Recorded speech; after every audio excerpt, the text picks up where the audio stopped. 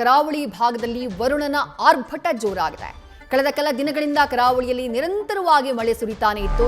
ನಿನ್ನೆಯಿಂದ ವರುಣನ ಆರ್ಭಟ ತೀವ್ರತೆಯನ್ನ ಪಡ್ಕೊಂಡಿದೆ.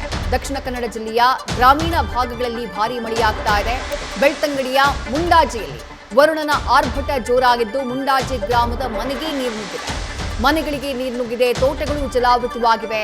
ಮಳೆ ನೀರಿನಲ್ಲಿ ಚರಂಡಿ ಕಾಮಗಾರಿ ಮುಚ್ಚೋಗ್ಬಿಟ್ಟಿದೆ.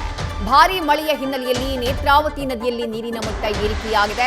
ಧರ್ಮಸ್ಥಳದ ನೇತ್ರಾವತಿ ಸ್ನಾನ ಘಟ್ಟದಲ್ಲಿ ನೀರಿನ ಮಟ್ಟ ಏರಿಕೆಯಾಗಿದೆ. ಹಾಗಾಗಿ ಭಕ್ತರಿಗೆ ಪುಣ್ಯ ಸ್ನಾನಕ್ಕಾಗಿ ನದಿಗಿಳಿಯದಂತೆ ಸೂಚನೆಯನ್ನ ನೀಡಲಾಗಿದೆ.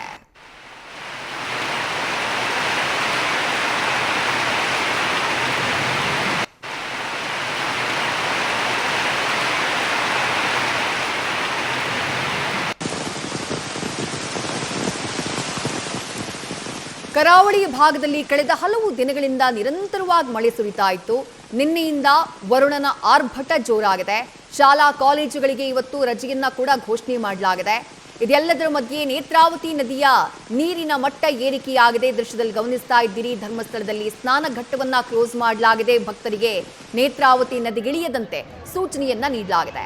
ಇನ್ನು ಬೆಳ್ತಂಗಡಿ ತಾಲೂಕಿನ ಮುಂಡಾಜೆ ಗ್ರಾಮ, ಆ ಭಾಗದಲ್ಲಿ ತೋಟಗಳು ಕೂಡ ಜಲಾವೃತವಾಗಿದ್ದಾವೆ. ಮನೆಗಳಿಗೆ ನೀರು ನುಗ್ಗಿರೋ ಬಗ್ಗೆ ವರದಿಯಾಗಿದೆ.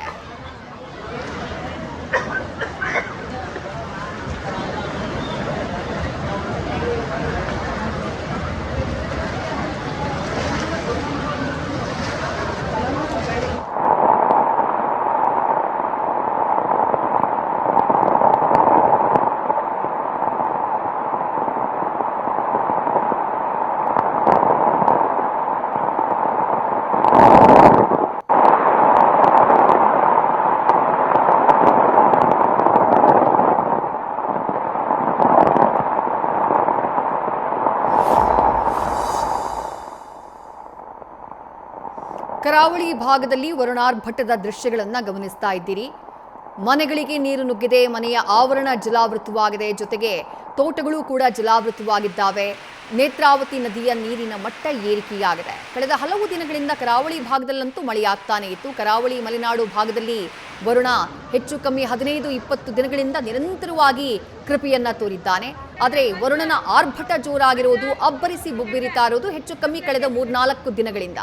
ಇವತ್ತು ಕೂಡ ದಕ್ಷಿಣ ಕನ್ನಡ ಜಿಲ್ಲೆಯಲ್ಲಿ ಶಾಲಾ ಕಾಲೇಜುಗಳಿಗೆ ರಜೆಯನ್ನ ಜಿಲ್ಲಾಡಳಿತ ಘೋಷಿಸುವಂತಹ ಕೆಲಸವನ್ನ ಮಾಡಿದೆ.